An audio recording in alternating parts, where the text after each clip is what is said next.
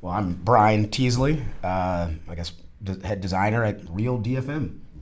And I'm Anna Finch, and I am co-founder of Real DFM with Brien, and we run a product design and development company here in New Orleans, which basically entails, from whichever point that might be, taking people with an idea for a product through the ideation phase, prototyping, engineering, development, and into manufacturing.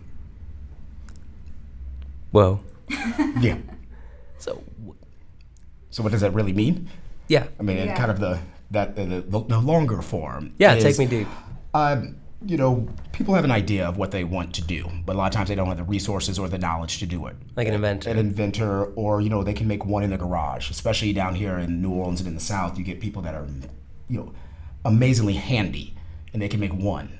But what happens when you want to sell it and make 10,000 of them? Yeah. And so we deal with what's the problem to be solved and how do you solve it, in not just the functional way, but how do you solve the problems of manufacturing, shipping, logistics. So Really the processing of the whole thing. I guess the way, I can start sounding like one of those really annoying designers, but it's kind of Take like, me there. you want to, with your design, you want to make everything beautiful, you want to make everything elegant. Mm-hmm. What you look at it, it's elegant. That's why we have wine. Yeah, that's why we have wine.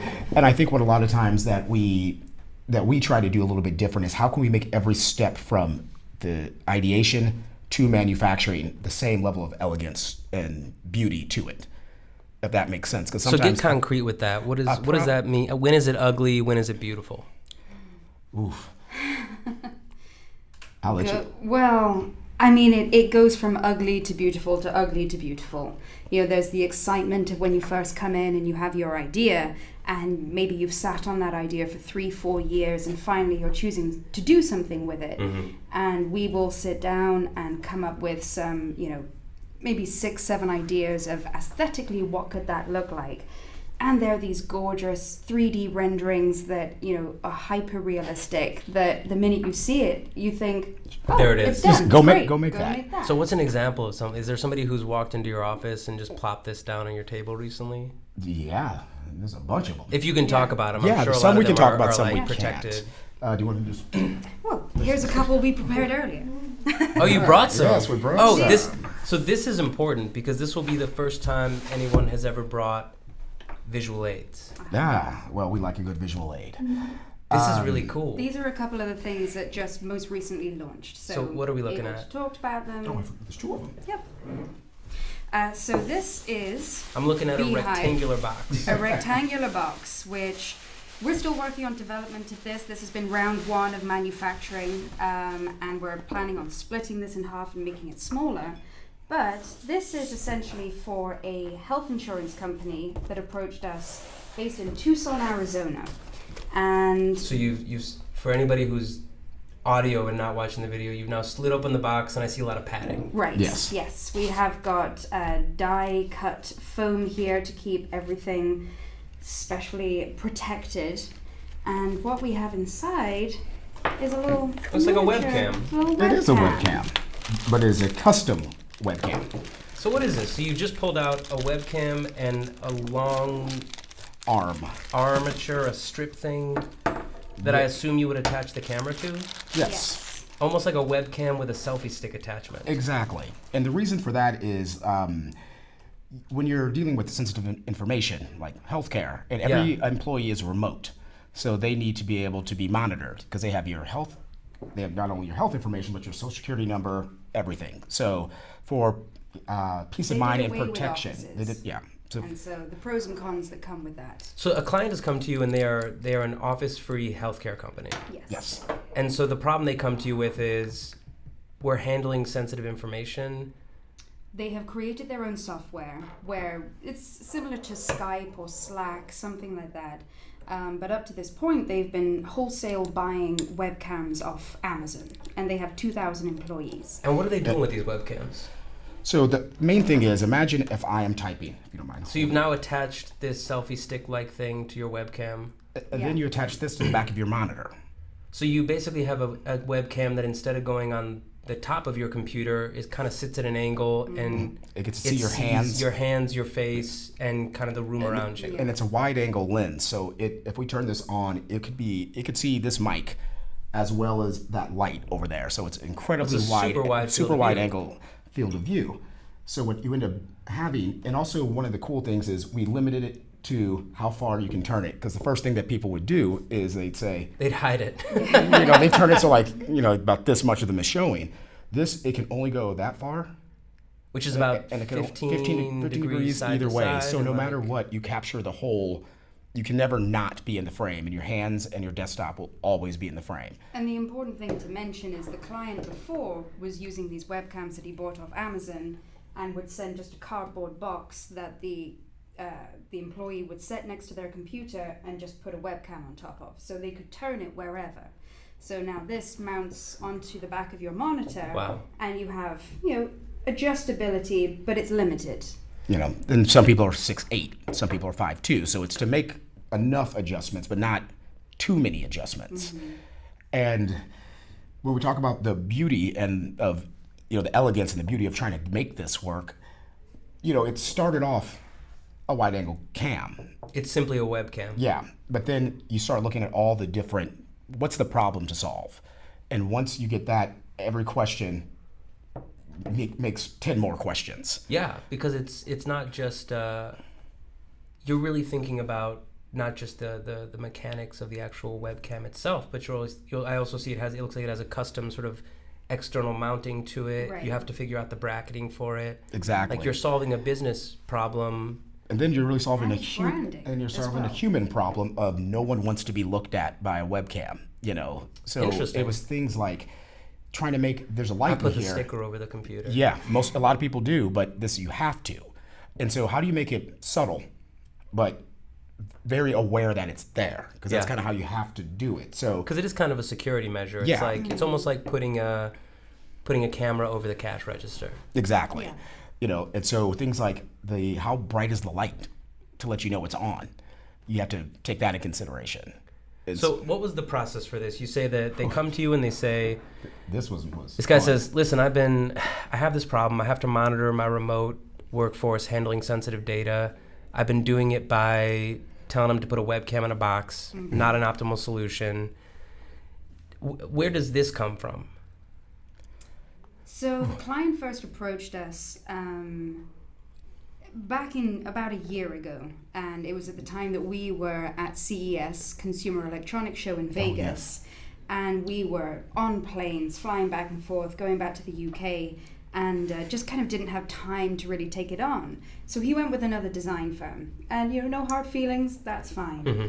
And then 6 months later, he reappeared saying, so I went with this other design firm, and it's been 6 months, and really I haven't got anywhere. Don't know if you remember me, but are you available?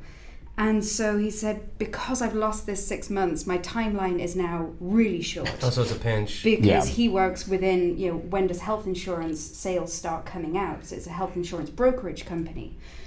So he came to us in June and said, I need 2,000 custom-made webcams with a solution to this of the pivotable, designed, tooled, manufactured, and landed in the US by September. And so you have a drop dead date. And me and my eternal confidence said, of course we can do it.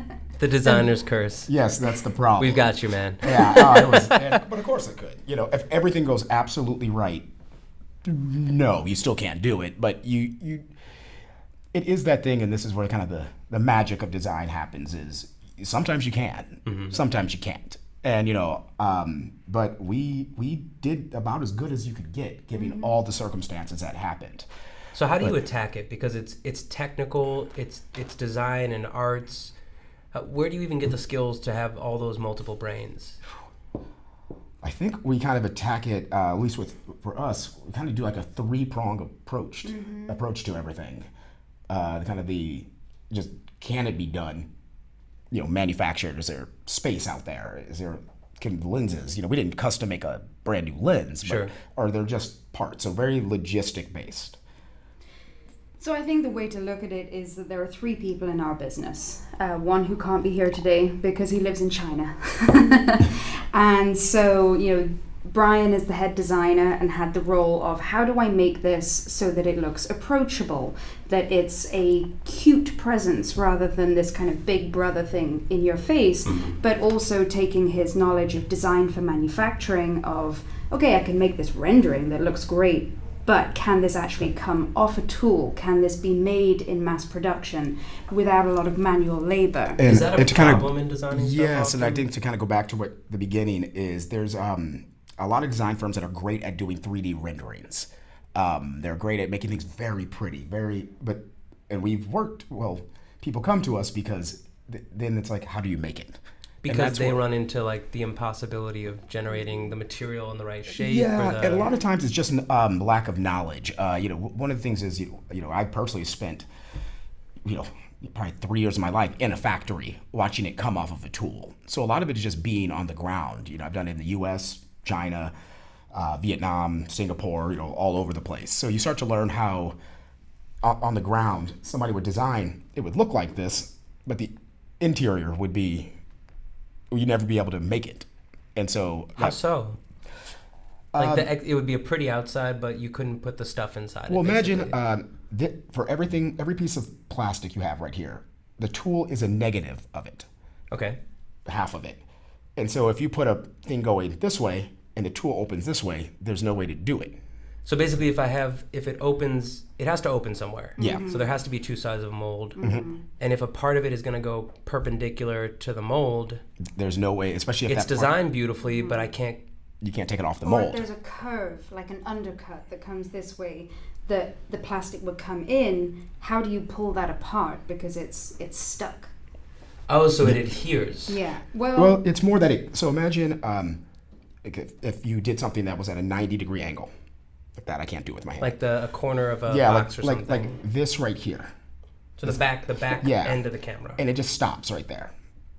And so then if you start doing something like this, where it curves, it'll get stuck in a tool. A soft edge. Yeah, if you make it a round, you can't get it off the tool because it wants to go this way and it's getting stuck. Now, if it's a silicone or a soft plastic, you just peel it off. Sure. But when you get into hard, so it's a design from manufacturing. That's why we call ourselves that, because we look at every angle and say, can it be made? And so we try to debug those in the design process rather than the manufacturing or engineering process. So this is fascinating because it's not really what people think about. They typically think, oh, it's pretty, here's what it looks like, we'll figure out a way to make it. Right. Yeah. You never think that, oh, I made a pretty thing. What do you mean I can't make it? Like, it's not feasible. And 3D printing has been wonderful for our industry, but also an absolute detriment, because with 3D printing, you can get those curves, you can 3D print anything in any shape. And so somebody may have gone to a design firm that has done a 3D print for them, but then when they come to us and they say, okay, I need to make 10,000 of them now, that can't be done in mass production. And 3D printing, it's getting much better. If you want to do a run of maybe 2,000 and you don't have a huge timeline that you're working under. Just because it takes so long. Yeah, it's time. Once you get the tool for this, the 2,000 bodies came off in 2 days. Yes. Whereas 2,000 might take 6 weeks to if you're doing it right. Yeah, or certain kind of processes. So that's where our specialty is basically we sat in a lot of factories. And Why? We learned how to what were you doing sitting in factories? At the time, I was working for kind of larger companies, Belkin, then some small startups. And Belkin makes cases. They make cases, but they're most known for they created the Wemo, which is Internet of Things, kind of connected home. Cool. But they also did routers. Then they linked up with Linksys, and so. Sure. But I just happened to, the long and short of it is I was single, and no one else wanted to go to the factories. Because they were all over the world. They all had, because they were, China, Vietnam, Singapore, all over the place. And so everybody else, married, kids, things like that. And I was like, I'll go. So started learning how to. Bravely raised your hand. Yeah, bravely. Then got pretty good at knowing what to look for in a factory, knowing what to look for in a design. And so, it was that mix of having to redesign it on the ground sometimes. saying because you would get there and you would see how it's being made and you would go, oh crap, this is never going to work. times. We can't make 100,000 of these. You can't make one of them, because it just won't happen. Yeah, it just won't happen. And that was more but it got more when Belkin is a well-oiled machine at that. Sure. But when I moved to the startup, they had no idea. And so you went to a manufacturing startup. A design startup that had licenses. So I gained a lot of knowledge from working with the North Face, In-Case Designs, and Belkin and others that I was able. But then all of a sudden it's me. I was the design department and manufacturing all department, the responsibility, all of it, and then met her, and we just put it all together. And because I don't speak Chinese, even though I've been there a lot. So this is very much a la carte. I'm entirely confused. You have beautiful products, you have the design process, you were in factories in Vietnam, you speak Chinese. Bring it back together for me. So where did the expertise come from for you? What was it that got you passionate about this thing? And then I suppose, and I'd love to know kind of what were your passions, and then what was the spark that connected y'all? Like what are the concrete skill sets for you? It sounds like it was the design meets technical manufacturing. Yeah, my background is not design; it's fine arts. Interesting. But through. And where were you studying that? Where were you growing up and learning? St. Louis, Missouri, where I grew up in undergraduate, and then Boulder, Colorado at Naropa University for fine arts for masters. So you went from the Midwest to the West? To the West. There was always that debate of if St. Louis is Southern or not, so I'm not going to talk much about that one. I'm not going to talk about that one. What is the debate? What is the debate argument? of, it's just that thing of, if you're from Chicago, they consider you Southern. If you're from Memphis, they consider you Northern. And then if you're from Indianapolis, they consider you Western. If you're from Colorado, they consider you Eastern. So it's the middle of the country. It's the gateway to the West, It's the gateway isn't to it? the West, yeah. And also the accents and the food. So That's it. Yeah. St. Louis is a great city. Yeah, it's a great city. And then there is a bit of a New Orleans connection. Absolutely. With the It's right Soulard at the river. neighborhood. Soulard, second biggest Mardi Gras in the United States. Yeah, my buddies say they do it, but I think they're all lying. It's too cold up there. It's one day. It's Mardi Gras. There is no second biggest, but it's only one day. If you only have to do it on one day, you can do it. And you can go big that one day. Yeah. But yeah, so that's kind of where my background is, and then just kind of volunteering a lot to be the one to be on the ground. To get the experience and to learn and get the hands-on. And also to not be in the office. That was really nice. You needed to be, your spirit had to be free. Exactly. I didn't play well with others at the time. And then completely different. Yeah, so my degree was Chinese at Edinburgh University, after which I graduated and moved to China, thinking, well, you've done all of this, you may as well go and use it. So I moved to Beijing, where I got a job working in wine. I worked as... Really? Yeah, I sold wine to high-end bars, restaurants, and hotels, where I was the only Westerner and the only female in the company, which taught me a lot about doing business with kind of male-dominated fields. That's in incredible. China. And so what was that experience like? Because you're young, you're fresh out of undergraduate, Yeah. You're an absolute fish out of water. Yes. But you speak the language. Spoke the language, which was great, helped a lot. And it was just kind of a lot of doing it by the seat of the pants and learning and trying to, use the advantages that I had of being a white female Westerner in China and, learning sales and marketing and negotiations. Mm-hmm. And so I did that for about 3 years. And then after that, I moved to California, where I worked in the oil, gas, and solar business. As one does. You go from wine to oil. Purchasing mineral rights, negotiating deals over large swaths of land for new utility scale projects, and dealing with people's wills and last testaments to see how those mineral rights got separated out. So large project management. Large project management with big budgets. Yeah. And then I met Brien, and we were living in the same building in downtown LA, and just happened to... Well, we fell in love. That happened. Just happened to fall in love. Oh, yes. And both working freelance in our different fields at the time, And we were sat in the kitchen one evening. I was cooking dinner. He was on Skype late night with Singapore with a factory. And they would switch between speaking to him in English and speaking to one another in Chinese. And so I just heard them speaking for a moment, and I heard them saying, yeah, I know we told them we've got, we'll use this material, but we've got all this backlog of this much cheaper material in the back. So let's just use that. So you hear Brien about to get screwed. Yeah, basically. And obviously, the thing is, I spent most of my time, I would commute from Hong Kong into China. So it's two different languages. Yeah. It's Cantonese, and not that I speak any Cantonese. My Cantonese is just limited to wine and beer.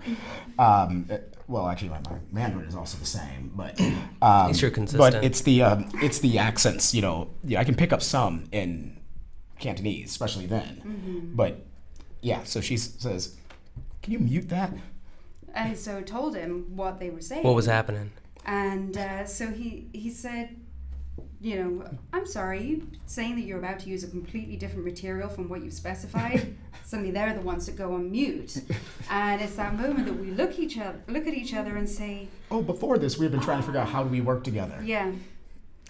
And then it's like, because you had been friends at that point. You had no, we were living together. We were living together. We were in a relationship. Oh, the love. You'd already fallen into love. Yeah, we were just doing two different jobs. Yeah. But we both were freelance working. I see. And so So very entrepreneurial, very independent. I think that next day we started our company. Oh, you designed that logo. Oh, we had great business cards and no clients.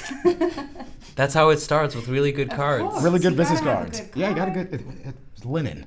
The thick one. What's that movie with the scene? American Psycho. Yeah. Oh yeah. Yeah, it was basically that, but we had no no clients, and so in the beginning we take on everything.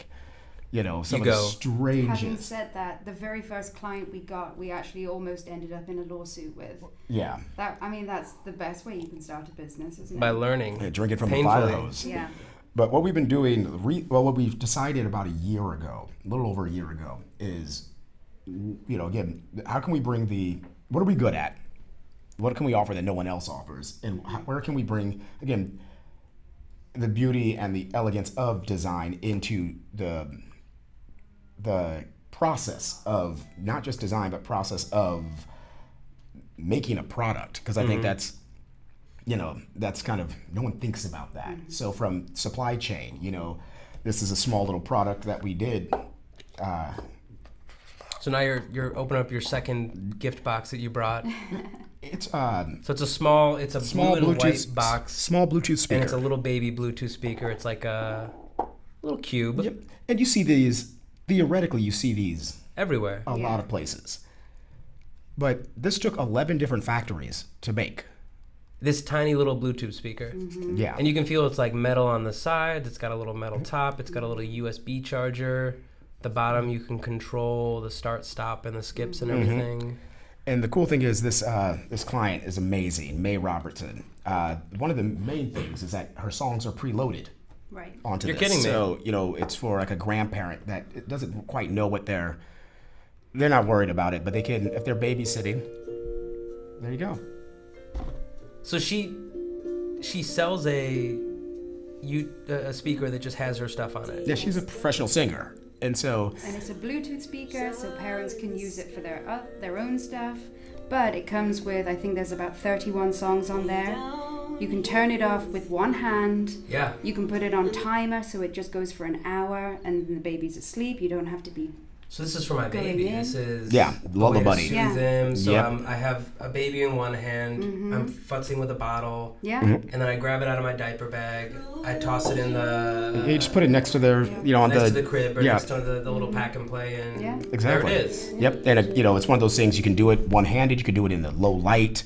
It's all these little things that when you look at it, you can feel right there. And again, it seems like people are like, oh, I've seen this before. Like, sure. But, we went to what level of edible glue that if somebody, it's baby safe. If a kid was to grab the testing. the testing. So we're like, okay, that glue is not but it needs to be. Yeah. You've got the metal factory, the plastic factory, the mesh factory, the circuit board, the components for the speaker, the stamping factory for the holes, Paint. the paint laser- factory, the laser. laser etching factory, Packaging the factor. packaging factory, the assembly factory. So all of these for what looks like just such a tiny, A very simple simple, very like niche, purpose-driven Yeah. product. Yeah, and so that's what we mean by finding the elegance in it. It's who does each one best, and knowing what each component does. And so we're probably a little different also because we have our own assembly facility. And so that's Interesting. That's a good way that we Abroad or locally? in China. In China. We're looking to do one here as well, but as of right now, it's in China. But that means not one person has any one or all of the whole. Not one factory has all of the parts. So you have to be fluent in understanding the landscape and being Yeah. able to negotiate and work with folks. And also, It protects IP as well, because the point is that, every factory will say, well, I think it would be much easier for us if you send us the full specs of the product. You're like, I'm sure it would, but we're just going to give you the part that we need you to focus on. And so we have those 10 different factories working on the individual part. They don't know what it's all going towards. And then it comes into our facility to be assembled and then straight out to the US. Wow. Yeah. So you Assemble- designed your company very much around protection of the IP. Yeah. and also going with who's best because it's rare, it does happen, but they're always very large and very expensive. But the metal factory is now going to be as good as the plastics factory. It's two different skills, two different machines. So we find who's best at that part, for the size, whatever, and then we say, okay, great, you make the metal, and then we Do what you do. put it to our facility, and it'll stay there, and then the PCB will come, and so we bring it all in, make it in house, and that also means we have kind of final quality control. It's Sure. the end of it comes to us, and so. That's very smart. It's absolutely terrifying, but it's It's a lot of responsibility, At the same time, right? it's we're able to say we're able to control production, and that's the most important thing. And I'm sure that's something that your clients take really seriously because for these very niche products, it's the kind of thing where if I'm not doing it in the case of the first one, the webcam, if I'm not doing it with just like a webcam in a box, but I want something custom made and I do have a sensitive industry that I'm working in, Yep. you all of a sudden are that protective barrier between this what could be a black hole of language barriers, cultural barriers, risks of losing IP. Yeah. That must be hugely valuable. Yeah. I think that's one of the things that sets us apart is it's the controlling the manufacturing and not just kind of saying, well, they do speakers, let them do the speaker. It's Yeah. we also say, okay, and You're not just laser etching a speaker, or we're not just putting a our name onto an no, existing speaker. Yeah, and for this one, I can't imagine how many factories there were on this one because this was, but it ends up actually being, just as affordable because you're using the people that do it right, and you don't have somebody that's going on a learning curve. I see. You're not You know. incurring all those outside costs. Because sometimes you'll get a great plastic factory that has a metal machine that they bought, and they're like, yeah, we can do it. They want to break it in. But you're paying for their, and this is the States. This is worldwide. Yeah. Or it's that thing of to get the client. You're like, of course we can. We've all done it. Of course I can do that. And I think that's how I got my first job. Of course I can make pizzas. Yeah. Yeah. I had no idea. So I think that's what differentiates us, which also for me in my designer.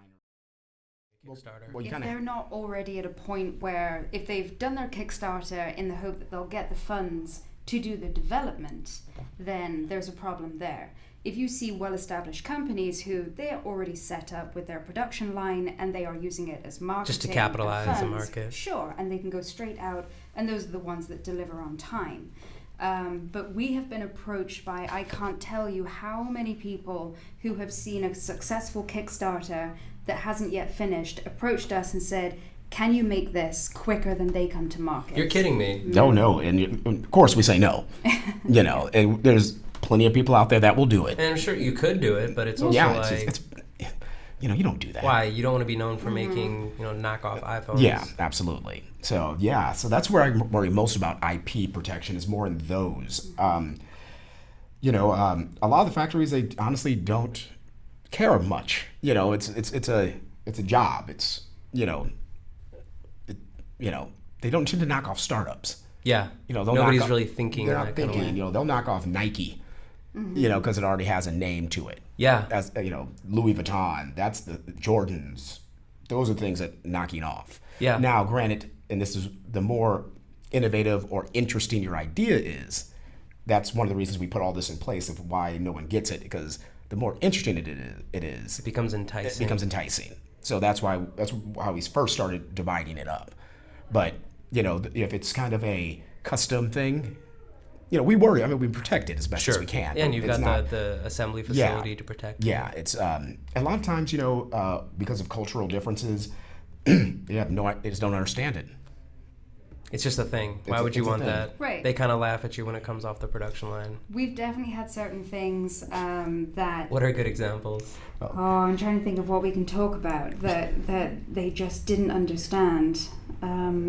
Well, if we go into... it was a product for changing kids' diapers. Oh, yeah. And it's just a different world out there. They don't tend to have diapers. You're typically not using like a cloth diaper instead of... If that. I mean, in China, and certainly up in the north. In the rural areas. And up in the north, particularly in Beijing, there's this whole thing of Chinese baby trousers. Baby trousers? Yes. I'm imagining somebody in like pinstripes, No, doffing a little they are cap. completely split down the middle. So you just see bare bottoms, which in the winter, as cold as it gets in Beijing, you just see these bright red baby bottoms. They're like chaps with no butt. Yes. Well, they close, but the moment you squat, like every kid does, it opens up. Oh, so it's almost like two legs with fabric that overlaps. Yeah. But then if I bend over to take something out of the dishwasher, my butt's going You to be... get to if you squat specifically, and that's a natural thing. Because it's a squat toilet kind of that's a natural culture. thing that kids do. So, and so you try to make a thing about, changing your... changing I'm kind of into that. When That would make potty training a lot easier for a lot of people. It makes tons of sense, but when you're like, if my nephew had had that when we were traveling... Yep. And the person was, people, we've had a couple of things with changing tables and this thing, and people have been like, but I don't want them to steal it. And it's like, it's not a cultural thing that they would steal. It's not done. Yeah, it's just not done. And Yeah. so it's like, you don't put your child on a table. Exactly. Yeah. And then undress their cute little fake Nikes. And Yeah, exactly. their jumper. So yeah, it's, sometimes it's just by cultural, just protect it, What have you learned about that kind of cultural exchange? What kinds of things have been interesting to you? Ooh, the not wanting to lose face to the detriment of progress. So, we kind of had this long running joke when we just came back from 5 weeks out there. Mm-hmm. And, when you have the conversation with the child who's got the chocolate all around the mouth and you say, were you eating chocolate? And they say no. It's the same thing we were having of, is the tool complete? Yes. Can we see the tool? No. Why can't we see the tool? It's not complete. You just said it was complete. Yes. And it just goes round in circles of this unwillingness to just kind of say, it's not ready, we need X number more days and it will be completed. Because there are so many variables, maybe, but also just and sometimes, not wanting to lose face. And sometimes things just go wrong. And I Sure. think just, culturally, it's not as easy as saying, sorry, man, I got sick. Sure. Yeah. It's just different. So Do you find that Chinese culture is a little bit, they expect you to be less forgiving, or you're I think it's more less forgiving on themselves. Yeah. more self-critical? Yeah, and also it's it's that whole thing is don't let the perfect be the enemy of the good. Mm-hmm. That's it. And that's more what it is everything has to be perfect, which I understand. It's great, especially from, that's what we want, especially in production. Yeah. But I would say for me, the hardest thing is prototyping. Okay. But I also find prototyping in the States even more maddening in the States because... For what reasons? And prototyping, by prototyping you mean say, getting a quick run that you're going to show a sample of something? This is an steel bar, galvanized steel bar. Our webcam bar. Yeah, the webcam bar. The problem with getting it is, especially like in Louisiana, this is maritime, and they're doing massive, they're doing an anchor. Yeah. We need Itty bitty strips. itty bitty thing, and we just need to test it out. but the machines, you still need a machine that can make this. And so they're unwilling to, it's not worth their time. And bearing in mind that just this arm took maybe 6 prototypes to get it right, because it was, how do you make it long but not bendy? Yeah. How do you make it long and not sharp? Not sharp. How do you make it flat enough that it's going to go onto the back of your monitor and not take up a huge amount of space? So it was kind of all these rounds of, okay, let's try galvanized steel. How far can we take this lip down where, you know, we need that to add the strength, looking at sheer physics. And so like with the States, it's like if you can 3D print it, fantastic. Yeah. It's when you start getting into metals and, you know, really exploring final materials. yeah, but also really having the time to experiment, you know, with big equipment. Yeah, yeah. You know, but because they want to crank 10,000 of something through, they don't want to set it up and do 5. Yeah. And at the same time, also, China is the same way. You know, for them, they want an order, and they don't want to be taking somebody off the production line who now has to learn exactly what you need for one. And so I think the hardest thing that we have to explain to our clients is, this is just a small piece of metal and you're just getting one, but that might cost you $400. Because, you know, it's the time that's taking away from somebody who is placing an order of 500,000 for this one guy to sit and paint and sand down and stamp and bend your piece of metal. And then, you know, it's also the loss in translation. You know, the States very much get it, but, you know, a lot of times it's, well, I'm 6 weeks out. You know, like they just don't have time. And you're like, what do you mean you don't have the time? You know, and they're like, we don't. The machines, you're in a queue. Yeah. You know, and so they, you know, there's not a lot of sample rooms. You know, sample rooms are great for cut and sew. You know, there's always somebody that can make a backpack or a, you know, those are the kind of things that simpler materials, stuff that doesn't require big machinery. You know, there's somebody as an expert, you know, tailor or seamstress, and we can find them in New Orleans.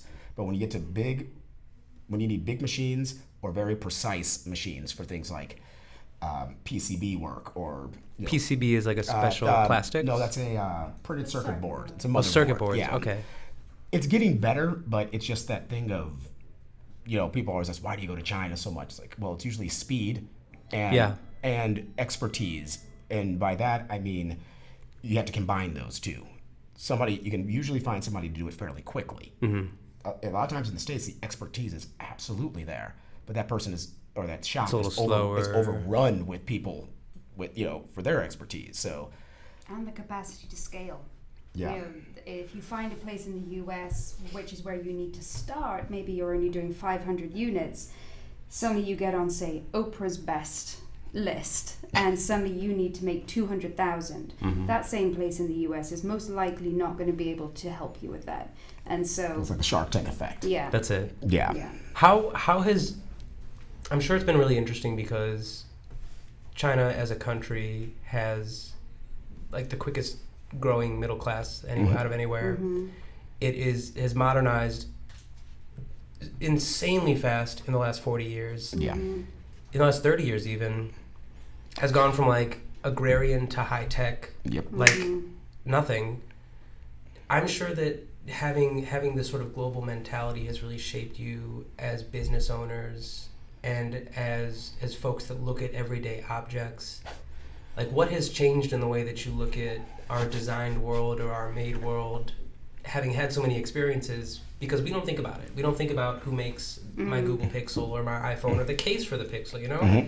That has to be manufactured somewhere, and it very likely wasn't here. Yeah. I mean, that's a tough one. Yeah. Because it's that thing of, you know, I've definitely sat at some great factories in Chicago, outside of Chicago, and in, you know, the kind of, outer Appalachia that do absolutely amazing work. But it's a lot of times, I think it's I forget what it is. It's that, there's a name for it, but, you know, you look at it first and you say, oh, wow, I can make this in China for $9, you know, but then how much is going to take it to ship it? You have to put it on a boat, put it on a plane. And so that's money that you pay. What's the tariff on it? What's the duty rate? Yeah. Now what do I do with it? Now it's in the States. So all of a sudden that $9 piece is $17. Whereas I don't think people a lot of times, and we try to say this to some clients, it's, you know, you can make it in the States, it'll end up being $16, but it's all in $16. Wow. As opposed to $9 for that. And you're, like, then you still have to get it here. you have to get it here. You have no idea what the duty rate is going to be. And I'm sure that's an interesting thing that you're experiencing. But it's kind of like that. It's also that idea of, when you have an old car and it'd be cheaper for you in the long run just to buy a new car. Yeah. But because you've already put money into it. It's that sunk cost fallacy. You're just dumping more cash. And so that's kind of the thing that it's hard to say, I know you want it at $4, $5, $10. But that is just the cost of making it. That's the per unit. That's the per unit. That has nothing to do with, just getting it from our facility to the port. Just to the port. Just to the port is a cost. So I think it's that thing of, it's trying to educate, and we're absolutely trying to bring things, as much as we can back to the States. Is that important to y'all? It's important in many different ways. We just we'd like to have something in Europe for Europe. It's more that get local jobs and also, squeeze your footprint a bit, our personal footprint. It'd be great to make things in North America that go to North America because you want to support the home team. Exactly. That's the long and short of it. Yeah. But as of right now, what's going on, the administration saying to Apple, just make iPhones in the U.S. Like, okay, just make iPhones in the U.S. That's a can of worms. It's just not possible right now, unless you want a $1,500. Well, that's what an iPhone costs. Unless you want a $15,000 iPhone. So we look at it all the time. It's, sure. But we do leave it up to our clients a lot of saying, you really help break it down for them to understand the whole process. We also look at, we very much look at what are your needs. Are you somebody that's looking to do 50,000? Or if you're just looking to do maybe a run of 500, then let's definitely keep it here. Yeah. And let's look at 3D printing rather than going into injection molding. So that's always kind of part of the first step of what's your goal and where are you trying to get to, and we'll make an analysis based on that. Sure. Mm-hmm. Yeah.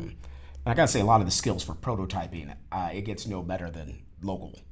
If you can, we've got great talent. You got talent. And again, especially having moved here from California, just the southern ingenuity of making things. Yeah, you mentioned that. What is it that you see in southern ingenuity? Well, we have had some things where you just get a website inquiry from a lot of Mississippi, Alabama, and Louisiana, of course.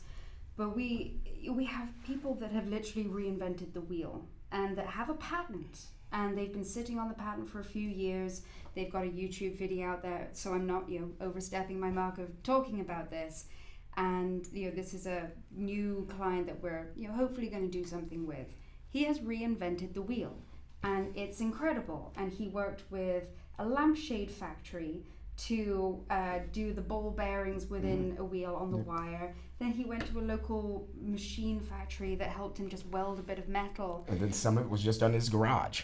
And you get these prototypes that people have made that you're just looking at and saying, how did you've just been sitting on this? I mean, this is because it's so intelligent. It's so brilliantly smart. put I together. think with a lot of the agricultural side down in the south as well, that we've met a lot of people where they're doing a lot of heavy lifting and working with old machinery, and it's that thing of, surely it could be easier. Surely there's a better way. Well, it's like you can go, and they just make something. You go to a farm, you go to a warehouse, or you go to somebody that works on old cars, and you will find the most innovative, just genius designs. Like why doesn't it do it this?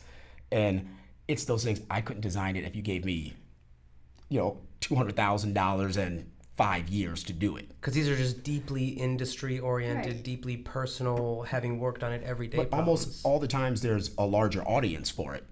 But it's like, I just did this for my wheelbarrow. And you're like, that could be on a Formula One car. Yeah. That's kind of the level. And so it's pretty amazing. It's got to be exciting for you. It is. Did you just not expect that at all when you moved here? No. I did. You did? I did. Yeah? Of course I did. I mean, I feel like the two of us, we ended up out here in New Orleans because of expiring air miles. That's how you wound up in New Orleans? Because you were living in Los Angeles? Yeah. Lived in downtown LA, and we had a bunch of air miles from a bunch of, traveling from China to America to England and all over around. So they were expiring in September 1st. And I was like, I'm gonna take you to the best city in the United States. Like, what? I was like, New Orleans. And I come down as a kid. My sister went to Loyola, so and I'd come down, so I knew it pretty well. But I knew it. Most of my time was pre-Katrina, and then I came back a couple times after Katrina, and definitely noticed the change. And so started exploring different neighborhoods. And so then we came down in August. It's the height of August. First time I'd ever been to New Orleans. Not a good sell, Brien. First time you'd ever been to the South. Yeah. Yeah. I fell in love with it. Although we did discover that we were of the two different mindsets of dealing with the heat of New Orleans. There's one person who wants to get very quickly through the heat to the air-conditioned place. Okay. Yeah, like when you're walking just get it somewhere, over it's with. you have 2 blocks to go. Yeah. Till the next store you want to go to, or like parts of magazine just kind of goes to residential, and then you're like, there's 2 ways to get through that. From the next strip to the next strip. Yep. She is go Fast. No, she's go fast. I'm go fast, get it over with. He is saunter through this heat, so I'm just going to slightly break a sweat. Ooh. Yeah, and so that we still battle with that. It almost tore it all apart. No. Well, I just be like, I'll meet you there. Oh. You know. It's But the we styles. came down, had 3 days, fell in love with it, got back to downtown LA, where GQ had just written an article about how downtown Los Angeles was the hottest new place to live, so rent was skyrocketing. Oh, goodness. Yeah. And we just started the business, and it was that moment of looking around with the sirens, the helicopters, the lack of any trees, and just kind of saying, what are we doing? And so within 3 months, we had packed our bags. The movers came and took everything. We had no delivery address, so they took it to their holding area in Vegas. We bought flights from Los Angeles to London with a return flight on New Year's Eve to New Orleans. We spent the month of December with my You were family. using those miles. Oh yeah, we did. Yeah, we did. And we spent the month of December looking like scam artists on Craigslist, applying to apartments saying, no, we don't need to come and see it. Just send us your bank account details. We'll wire you the money. Wire We'll wire you the deposit. money. I think I almost Rented to leased us. Yeah. the other side of my shotgun. Yeah, and finally we lost this house 4 times. We were in this one in Mid City, kind of the Bayou St. John Mid City area. Sure, great spot to live. And finally the lady, people had bailed out. She's like, are you lucky? Yeah. That was the email. She's like, it's Are you yours. lucky? Wow. Did a FaceTime through it. We're like, we'll literally take it. I think we had it was like Christmas Eve, or it was 23rd. Yeah. And we had a flight coming out on New Year's Eve. You were to the And we're like, wire. just give us a. And So we arrive at 10:30 at night on New Year's Eve with our 2 suitcases, nothing else, and she lives in the other half, and she meets us with 2 red Solo cups of champagne, a frying pan, and 2 sleeping bags. And we had pre-ordered a couch off Amazon. But have you ever seen Spinal Tap? With the Stonehenge, and it comes down. It's about this big. That was the couch that she had ordered. It was a love scene. Yeah, it was one of those Amazon fails where you're like, oh, this is a day It's bed. a dollhouse. Oh It's not my God. And we're putting it together. You should be scared when it comes in a box. It's about It's a little too flat packed. little too flat packed. And you're like, it's not like a mattress that's gonna go. And so we put it together. as close as we could to the fireplace without self-combusting. And it's that thing of New Orleans in the winter.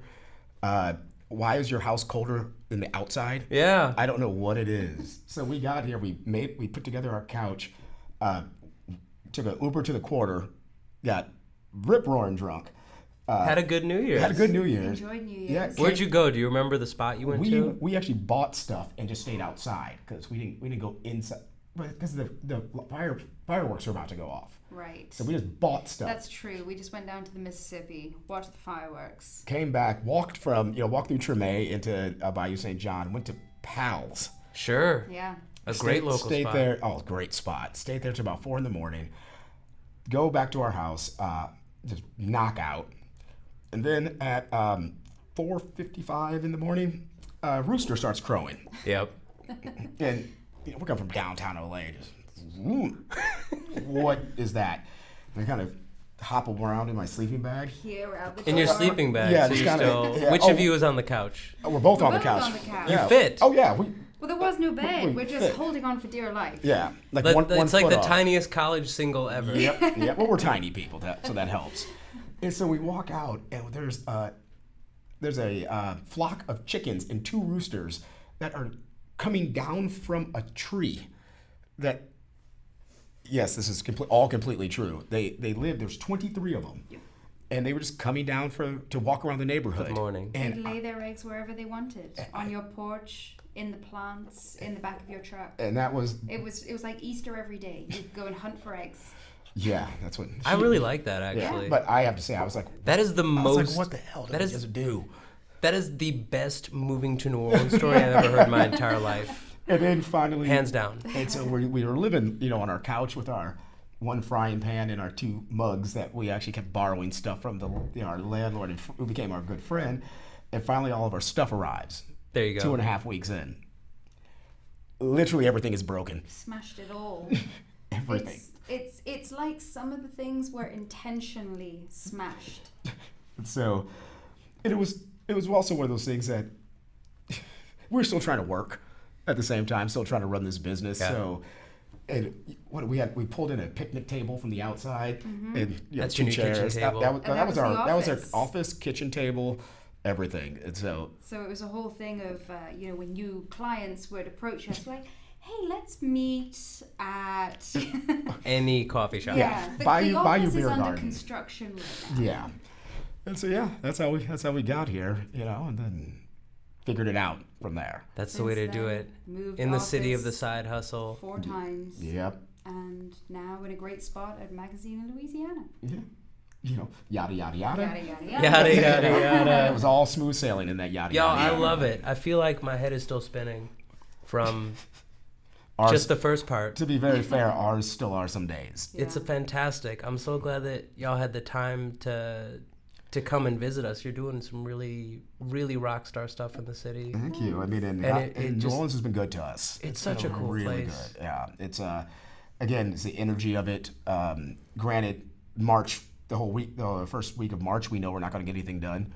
And our clients never understand, like, it's Mardi Gras. Yeah. We can't get to our office. I really Yeah. was trying. I tried, but I got caught in the second line, and next thing you know, Yeah. next thing you know, I was it was uptown. 3 days late. It was 3 days later. So yeah, but no, New Orleans has been very interesting, and one of the things I don't think people realize about New Orleans is, in LA, we were one of many design firms. If we moved to San Francisco, New York, Chicago, we're one of many, and that means you're paying, and you're paying for the overhead of, renting an office in downtown or in San Francisco. We've actually got a lot of business from people that like the fact that we're not in there. It can be Yes. intimidating walking into a Chicago design firm. Yeah. Husband and wife team in New Orleans, a British white lady, a black guy, and people are like that live in New Orleans are like, okay, it's less. It can They be less make good intimidating. eggs. Yeah, Yeah. and it's less intimidating, I think, for a lot of people, but also, I think it also is a different perspective. Yeah. Second city design firm. It's the kind of way we like to talk about it. We're not in Shenzhen, we're in Human. We're not in San Francisco or Chicago, we're in New Orleans. Yeah. And we're bringing, fun, interesting, innovative stuff to a city that is growing and, perhaps doesn't have what we bring. And that's the way that your work should be, especially in the design and the arts and the fabrication. Absolutely. And it is that thing of bringing the absolute, tech, Bay Area where I used to live in Los Angeles with the absolute make it of down here. And that's what I think we kind of try to marry as best as we can. So I think we're doing pretty well, I think so too. I appreciate y'all. Thank you Oh for man, coming thank in. you. Yeah. Of course, That anytime. was 55 minutes. Oh, I can't believe wow. we've run 55 minutes. Oh wow.